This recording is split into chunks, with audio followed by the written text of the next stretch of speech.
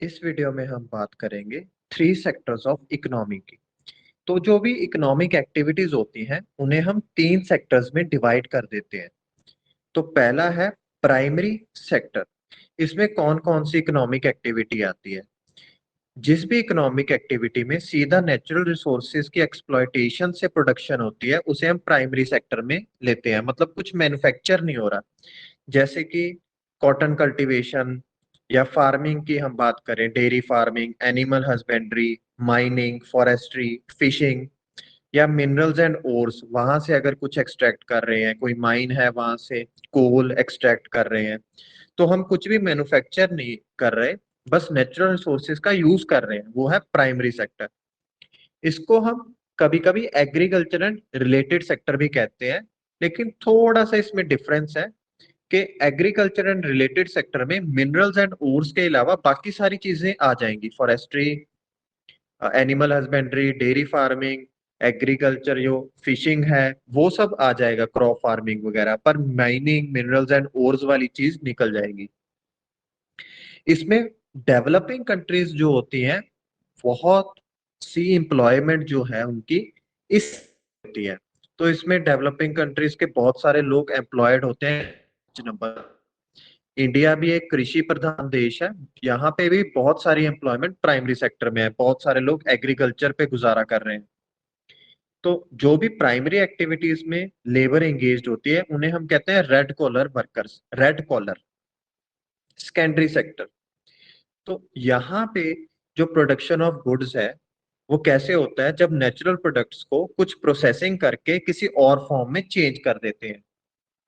जैसे हम वीट को प्रोसेस करके ब्रेड बना रहे हैं, तो इसमें मैन्युफैक्चरिंग रिलेटेड एक्टिविटी या इंडस्ट्रियल एक्टिविटीज आ गई, एनर्जी आ गया।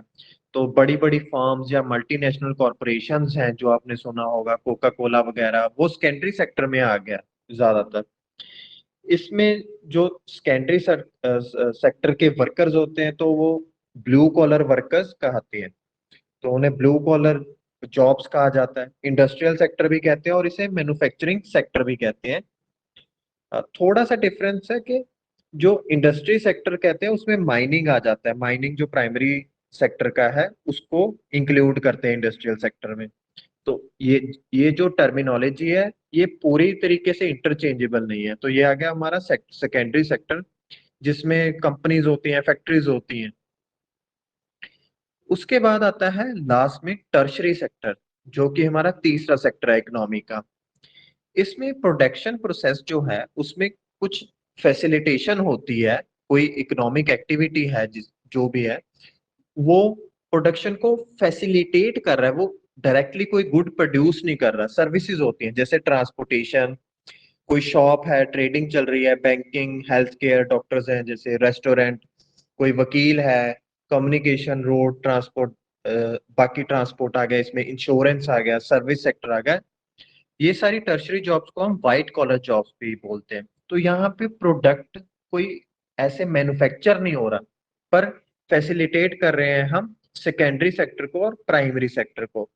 इसको हम मोटा मोटा सर्विस सेक्टर कहते हैं, सर्विसेज प्रोवाइड करना। टर्शरी सेक्टर के कई बार आगे और डिविजन्स कर देते हैं।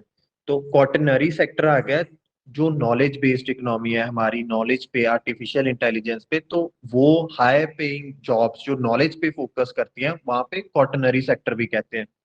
और उसमें भी अगर आगे चले जाए क्वेनरी सेक्टर भी होता है। तो ये थोड़ी ओवरलैपिंग टर्म्स तो हैं, लेकिन कॉर्नरी सेक्टर में information processing, high level decision making, जैसे पॉलिटिकल लोग आ जाते हैं, तो वो उस सेक्टर में आता है। ये टर्शरी सेक्टर के ही पार्ट है, ये क्वाटरनरी सेक्टर और कोनरी सेक्टर। कोनरी सेक्टर को गोल्ड कॉलर प्रोफेशन भी कहते हैं, गोल्ड कॉलर जॉब्स भी कहते हैं। तो ये तीन सेक्टर्स ऑफ इकोनॉमी है। फिर हम बात करते हैं जीडीपी, ग्रॉस डोमेस्टिक प्रोडक्ट। ये आपने टर्म मीडिया में भी सुनी होगी। तो ये क्या है? जो भी वैल्यू है फाइनल गुड्स एंड सर्विसेज की, किसी भी देश में प्रोड्यूस हो रही है किसी टाइम पीरियड में, मान लीजिए एक साल में, उसको हम जीडीपी कहते हैं। तो भारत की जीडीपी का मतलब है कि एक साल में भारत के अंदर कितनी गुड्स एंड सर्विसेज प्रोड्यूस हुई, उनकी वैल्यू, कि इतने करोड़ के ब्रेड बने, इतने करोड़ एजुकेशन सर्विसेज प्रोवाइड हुई, या इतने करोड़ की मतलब हेल्थ सेक्टर में सर्विसेज की प्रोविजनिंग हुई है, तो उन सबको हम जोड़ के कहते हैं कि जीडीपी है। और इसमें सारे सेक्टर्स का रोल होता है, फाइनल गुड्स एंड सर्विसेज सभी सेक्टर का लेता है, प्राइमरी, सेकेंडरी, टर्शरी।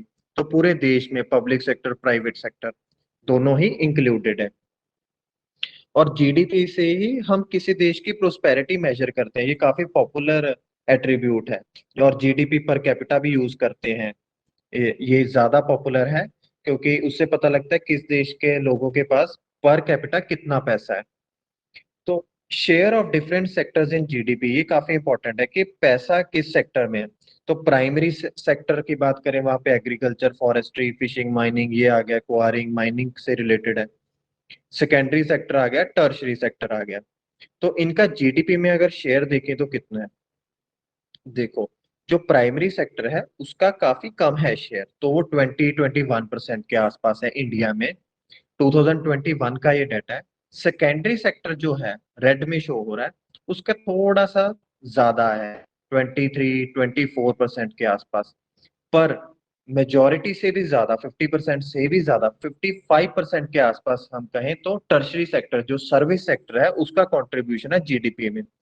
तो जीडीपी में जो पैसा है वो सर्विस सेक्टर में है, सर्विस सेक्टर ज्यादा कंट्रीब्यूट कर रहा है। फिर हम बात करते हैं share of different sectors in employment. तो जॉब्स कहाँ है, कृषि प्रधान देश है, तो ज्यादातर जॉब्स जो हैं एग्रीकल्चर में है। तो ये थोड़ा सा चार्ट पहले वाले से कंपैरिजन नहीं कर सकते, क्योंकि थोड़ा सा डिफरेंट है।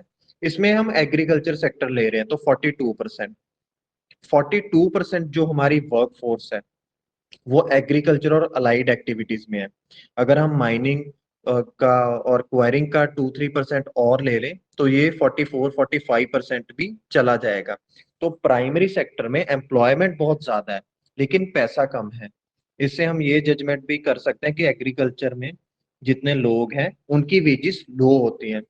जो इंडस्ट्री सेक्टर का कंट्रीब्यूशन है वो 29% है, तो 25% जो शेयर है जीडीपी का, उसमें 29% इन्वॉल्वमेंट है, तो यहाँ भी वेजेस ठीक ठाक है, लेकिन एग्रीकल्चर से ज्यादा है।